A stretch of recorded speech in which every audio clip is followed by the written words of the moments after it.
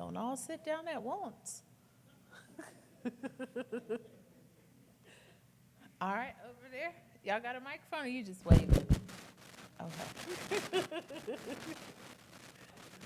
Okay.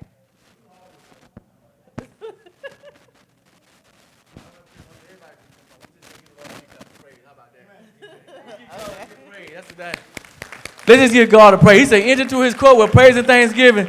We just give God praise and thank that we are here tonight. Each and every one of you for making your way out tonight to be a part of our study. And tonight we will finish up our review.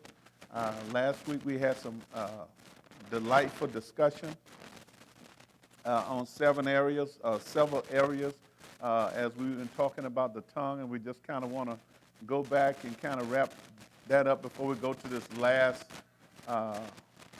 part that was in the series, and I think you'll find that interesting. You know, so last week we focused a lot on our tongue as far as, you know, it mirrors our heart. We kind of got into the discussion about how it plays into music and music in the church, and because that was one of the testimonies in the series about a young man who was a rapper, and he was talking about how his heart had to be changed, you know, so it lines up with his music and things of that nature. So that kind of spurred a good conversation about, you know, how the church has evolved. And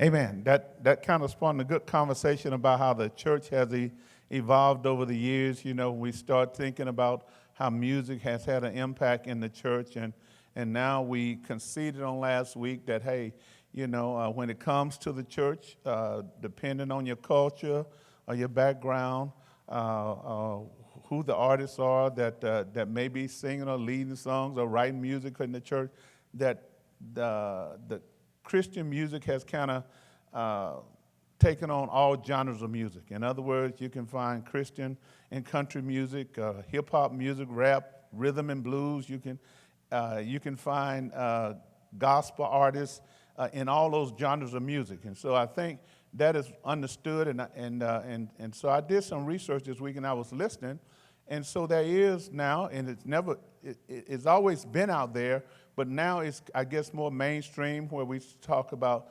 crossover Christian or crossover gospel. And it looks like there will be, in the coming years, a category of music that's probably going to be aimed at. Because for me, as someone who maybe watched the various awards, it may not, to me, be fair for a straight-up person who's singing gospel music just by themselves and biblical words, and then a person team up with a secular artist, and they be rated in the same category. Meaning, and they win those categories because of record sales versus the quality of the music. So in my mind, I think if music gonna blend like that, then they ought to separate. You ought to have that, you know, that crossover category, and let all the crossovers, you know, compete together, and don't make them compete with someone who's just singing straight up gospel in that venue, in that genre. And that may be coming because it's getting widely accepted. But when I start looking up that and crossing over, this thing is not new. I mean, music has been sampled, and chords have been taken from secular and Christian music since way back when. If any of you ever saw the movie Ray, that was one of the knocks that the church got mad at him, because they thought he was taking gospel music and putting it in his music, and the preachers got mad at it. And so I think that we have to understand that there is nothing immoral about an A note or a B flat. A note is a note is a note. And so I think when it comes to that, I can't say that there's sinful notes out there, okay, or chords out there.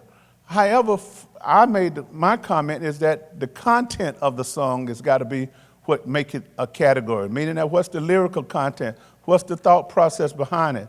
And